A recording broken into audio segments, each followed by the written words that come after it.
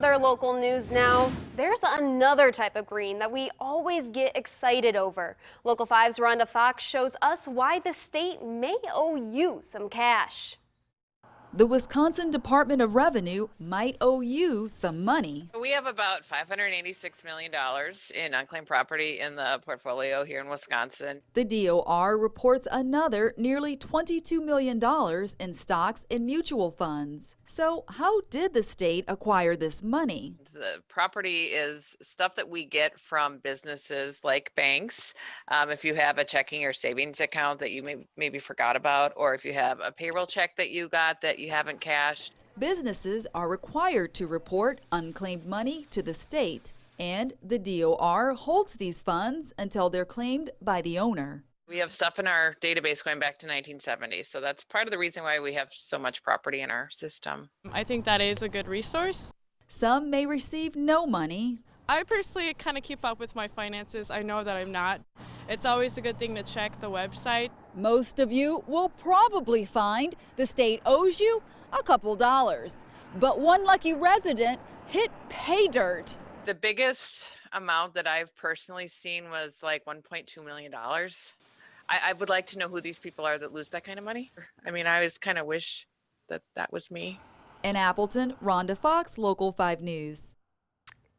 Thanks, Rhonda. The DOR says you should also check your deceased relatives' names on their unclaimed property website. You can visit our website, wearegreenbay.com, for a link. Now on to the latest coronavirus news. The Wisconsin Department of Health Services hasn't been able to report updated COVID-19 numbers over the weekend.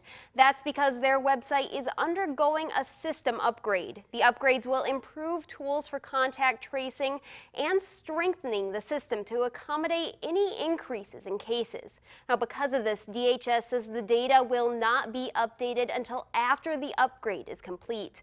Wisconsinites are encouraged to look at 7-day averages instead of daily positivity rates during this outage. And students and faculty are headed back to in-person classes in the West De Pere School District tomorrow morning. Eric Richards joins us with reaction from parents and staff after the De Pere Health Department advised against this action. On Saturday, a special school board meeting was held for parents and teachers to voice their opinions on if students should return to in-person classes on Monday. According to a survey by students, after asking the question to West De Pere High School students, do you feel safe returning to school on Monday? With a total of 125 responses, 65 people said no, which is 52% of our student population. Which means we can conclude that the majority of students and staff do not feel safe returning to school on Monday, October 19th, 2020. The school board meeting came after the De Pere Department of Health issued a statement advising against in-person courses due to the spread of COVID-19. Some teachers say the job is hard. We are working around the clock as virtual teachers. Now, I am in a special situation. I have been virtual since the beginning. Basically, the opinions on returning to in-person classes are: teachers are concerned and hoping that the district listens to the healthcare professionals in this instance. As of early this afternoon, the plan is still in place to have in-person classes here in the West De Pere School District. At West De Pere High School, Eric Richards, Local 5 News. Thanks, Eric. Meanwhile, the Unified School District of De Pere will remain completely virtual through early November. Turning now to headlines across the state. It's a situation no one predicted. The coronavirus pandemic is taking a toll on health and the economy, especially local governments. Now, Milwaukee County leaders are calling on Congress to act. They did receive money from the Federal CARES Act, but that money has to be spent by December 2020. Milwaukee County leaders are now asking for money to be sent directly to county health departments. Our hands are so tied that without state and particularly federal government help and assistance, I don't know how we meet the need. We have a serious concern, not only the city of Milwaukee, but all the suburban communities as well, as to how we're able to meet the demands. And those officials are also asking for federal funds to continue into 2021. Now to the latest from your local election headquarters. Ivanka Trump will return to Wisconsin for a second time this month. According to the Trump campaign, Ivanka will be visiting Milwaukee on October 20th. The Trump campaign says she will be sharing President Trump's Make America Great Again agenda with Wisconsinites during that visit. On October 11th, she visited Brindlewood Barn in Hilbert to speak with supporters.